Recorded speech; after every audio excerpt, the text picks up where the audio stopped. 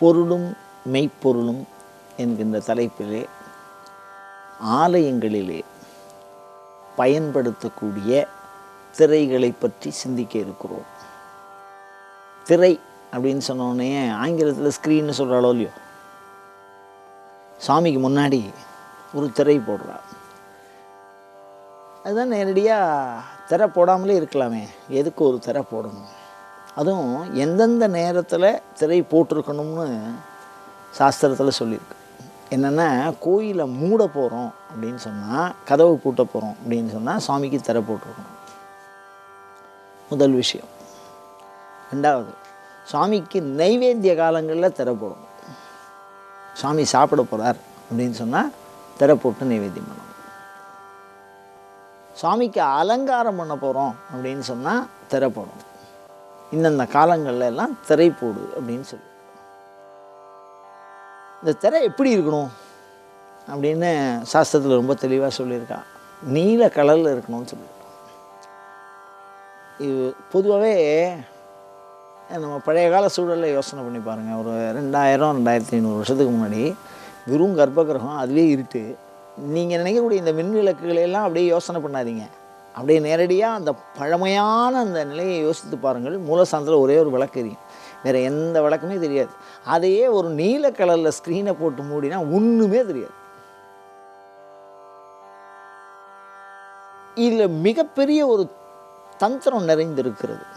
என்னென்னா, ஒருத்தர்கிட்ட ஒரு 100 ரூபா நோட்டு கட்ட பணத்தை கொடுத்து இதை எண்ணுங்க அப்படின்னு சொன்னால், கடைன்னு எண்ணிட்டு இருக்கும்போது இடையில நீங்கள் பேசுங்க, அவர் கோவப்படுவார். இல்லைன்னா நான் அப்புறம் பேசுகிறேன் பார்த்தேன். ஆனால் அதனுடைய கவனம் முழுக்க அதுலேயே இருக்கும். அதை மாதிரி கவனத்தை ஒரு இடத்திலே குவிப்பது. இப்போ பக்தர்கள் இருக்கா, கோயிலை சுற்றி வரணும், சாமியவே பாரு அப்படின்னா பல நேரங்களில் கவனம் சிதறும். ஆனால் பழைய காலத்தில் தந்திரவுக்தியை பாருங்கள், கோயிலில் திரை போட்டு தான் வச்சுருப்பா. ஒரு முக்கியமான காலகட்டத்தில் தான் அதை திறந்தே வைப்பா. அப்படி திறந்து பார்க்குற போது மூலஸ்தானத்தில் ஒரே ஒரு விளக்கு தான் தெரியும், கண்டிப்பாக சுவாமி தெரியாது. ஏன்னா அதுக்கு முன்னாடி ஒரு மிகப்பெரிய இருட்டு இருக்கும். அதுக்கிட்ட உங்களை நாங்கள் விடமாட்டா. இந்த இடத்துல இந்த பகுதி வரைக்கும் தான் தரிசனம்னு சொல்லுவாள். அதுக்கும் வெளியிலேருந்து நீங்கள் என்ன பார்த்தீங்கன்னாலும் அந்த ஜோதியை தவிர நீங்கள் எதுவும் பார்க்க முடியாது. அப்போ நீங்கள் என்ன இருக்குன்னு உற்று நோக்குகிற ஒரு எண்ணம் உங்களுக்குள் வருகிற பொழுது தானாகவே பிற எண்ணங்கள் அமைதியுற்று விடும். பிற எண்ணங்கள் ஒரு இடத்துல என்ன இருக்குது அப்படின்னு உத்து கவனிக்கிற பொழுது, அப்போ எண்ணங்கள் அற்றுப்பார். சாமியை பார்க்குற பொழுது எந்த விதமான எண்ணங்களும் அற்று பார்க்கறதுக்கு இந்த திரையை ஒரு உத்தியாக பயன்படுத்திருக்காங்க. தத்துவ நோக்கில் திரையை என்ன சொல்கிறா அப்படின்னா, மறைப்பதும் அருள்வதும் உமையம்மை. ஆன்மாக்களுக்கு இறைவனை காட்டுவது யார் அப்படின்னா உமையம்மை. ஆன்மாக்களுக்கு இறைவனை மறைப்பது யார்? உமையம்மை. இந்த திரை இருக்க, அது நினச்சா சாமியை மறைச்சிடும், அப்படி நினச்சா சாமியை காட்டும். ஒதுக்கினா காட்டுறது, போட்டால் மறைக்கிறது. அப்போ திரோபாவ சக்தி தான் அனுகிரக சக்தி, அனுகிரக சக்தி தான் திரோபாவ சக்தி. எது மறைக்கிறதோ அதுவே காட்டும். அதனால் திரோதேயம் அப்படின்னு ஒரு மலம் இருக்கிறதாக சொல்லுகிறார்கள் சைவ சித்தாந்திகள். நான் சொல்கிற சைவம் நோக்கில் அந்த திரையினுடைய பிரயோஜனத்தை சொல்கிறேன். சரி, இந்த திரைன்னா நம்ம சாதாரணமாக நினச்சிட்டோம், ஏதோ மறைக்கிறது காட்டுறது அப்படின்னு நினச்சிட்டோம்.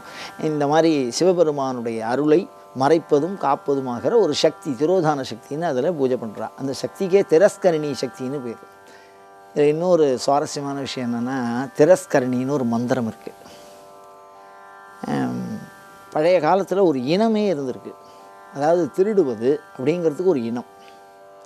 அவர்கள் திருடுவார்கள். அவர்களுடைய தொழிலே எப்படி, பாலை சார்ந்த பகுதிகளில் சில பேர் இருக்கிறதா சொல்கிறா. அவர்களுக்கு உரிய மந்திரம் என்னென்னா இந்த திரஸ்கரணி சக்தி. இந்த சக்திங்கிற மந்திரத்தை ஜெபம் பண்ணினா, அதாவது மானுடர், இப்போ நான் இருக்கேன், நான் இந்த திரஸ்கரணி சக்தியை ஜெபம் பண்ணுறேன், மந்திரத்தினால ஜெபம் பண்ணுறேன் அப்படின்னா, உங்கள் கண் முன்னாடி நான் இருந்தாலும் உங்கள் கண்ணுக்கு நான் தெரிய மாட்டேன், ஆனால் எனக்கு நீங்கள் தெரிவிங்க. அப்போ கண்ணுக்குள்ளே இருந்து கொண்டே உங்கள் கண்மணிக்கு முன்னால் நாங்கள் நின்று கொண்டே எங்களின் உருவத்தை மறைத்து கொள்ளுகிற சக்திக்கு திரஸ்கரணி சக்தின்னு பேர். அதுக்கும் திரைன்னு தான் பேர். அதை விட இன்னொரு ரகசியம்னு சொல்கிறா பாருங்க, ஆகமத்தில் சபைன்னு சொல்லுவாள். நடராஜருக்கு இருக்கக்கூடிய சபை. அந்த சபைக்கு முன்னாடி ஒரு திரை இருக்கும். அந்த திரையை எப்படின்னு கேட்டிங்கன்னா, உள்நோக்கு உள்ளே ஒரு கலராக இருக்கும், வெளியில் ஒரு கலராக இருக்கும். அந்த திரை நீங்கள் வெளியிலேருந்து பார்க்கும்போதெல்லாம் தெரிஞ்சிக்க முடியாது. நடராஜாவுக்கு பின்னாடி போடக்கூடிய ரகசியம் இருக்கிற இடத்துல அதை வச்சுருப்பா. நம்மலாம் ரகசியம்னா என்ன நினைக்கிறோம்? திரை தான் நினைக்கிறோம். ஆனால் திரை இல்லை. விஷயம் என்னென்னா, அந்த திரையை மறைச்சிட்டு அந்த திரையை விலக்கி பார்த்தா அந்த ஒன்று மற்ற ஒரு வெளி தெரியறதுன்னு சொல்கிறோம் இல்லையோ, அது இந்த காலத்து டிவி ஸ்க்ரீன் மாதிரி. இந்த டிவி ஸ்க்ரீனில் வந்து நீங்கள் இப்போ இந்த ஒரு கம்ப்யூட்டர் அதுக்கெல்லாம் ஒரு ஸ்க்ரீன் இருக்கேன், அந்த மாதிரி ஸ்க்ரீன் அது உள்ளே என்ன இருக்குது அப்படின்னா சர்வமும் அது உள்ளே இருக்குது அப்படின்னு சொன்னவன் நம்ம ஆகமத்துக்காரன் தான். அதுதான் நம்ம புரிஞ்சு வியக்க வேண்டியதாக இருக்குது. இதெல்லாம் எப்படி சொன்னா அப்படின்னு. என்ன அப்படின்னா, அந்த முன்னாடி ஒரு திரை, அந்த திரைக்கு பின்னாடி ஒரு உருவம் இருக்குது, ஏதோ ஒன்று இருக்குதுன்னு மாத்திரம் தெரியறது. ஒரு சுவர் இருக்கும், அப்படியே மூழ்கி இருப்பா, சந்தனத்தினால இல்லைன்னா சந்தனாதி தைலத்தினால மூடியிருப்பா. திரை போட்டு அதை அப்படி மூடியிருப்பா. அது என்ன இருக்குன்னா எல்லாமே அதில் இருக்குது அப்படின்னா. இப்போ எல்லாமே அதில் இருக்குதுன்னா எப்படி அப்படின்னா, இன்றைக்கி நாம் பார்க்குற இந்த கம்ப்யூட்டர் மாதிரி சகல விஷயத்துக்கு உண்டான பொருளும் அந்த இடத்துல மந்திரங்களால் பயன்படுத்தினால் அதுலேருந்து எல்லா தகவலும் நமக்கு தெரியும். அந்த திரையின் வழியாக உலகத்தில் எந்த மூலையில் நடக்கிற விஷயத்தையும் நாம் பார்க்கலாம். மந்திரத்தினால ஒரு விதமான மந்திரத்தை ஜபம் பண்ணினால் அங்கே பின்னாடி நடராஜாவுக்கு பின்னாடி இருக்கக்கூடிய அந்த ஸ்க்ரீனில் பார்த்தா, இப்போ எந்த மூலையில் மேட்ச் நடந்தாலும் இப்போ இங்கே டிவியில் நீங்கள் பார்க்குறளோ இல்லையோ, அதை மாதிரி அந்த காலத்தில் எந்த உலகத்தில் என்ன நிகழ்ந்தாலும் அந்த ஸ்க்ரீனில் தெரியும். அதை ஞான தரிசனத்தில் பார்த்துருக்கிறார்கள் முனிகள்.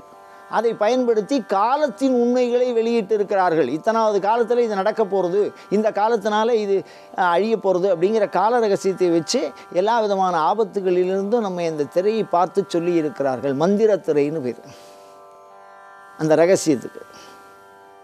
நிறைய விஷயங்கள் இந்த மாதிரி கோயில் வழிபாட்டு முறைகளில் மறைந்திருக்கிறது.